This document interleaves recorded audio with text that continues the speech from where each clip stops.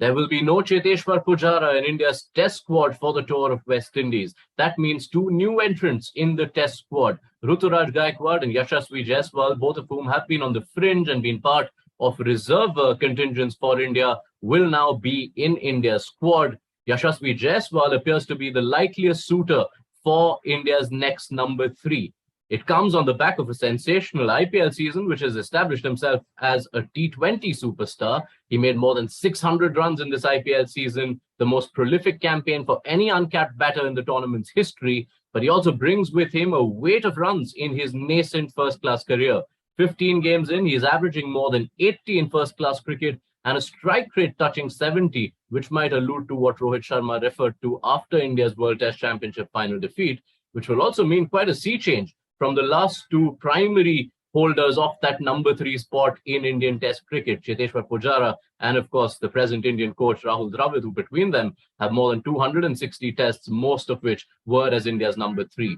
Could this also mean the end of the road for Pujara? If that is the case, a Test veteran of 103 games, more than 7,000 runs, the architect of so many famous triumphs, will end his international career with his last shot having been that very un-Pujara-like ramp of Pat Cummins in the World Test Championship final.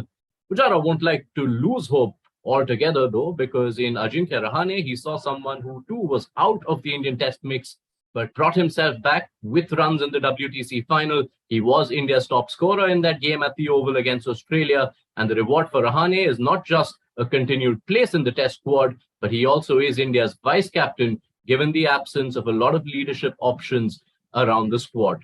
The other big takeaway for India comes in the pace department, where all of a sudden, with Mohammad Shami rested, Jasprit Bumrah still recovering from injury, and Umesh Yadav dropped from the squad, Mohammad Siraj, with 19 tests and 52 wickets behind him, becomes the leader of the pace pack.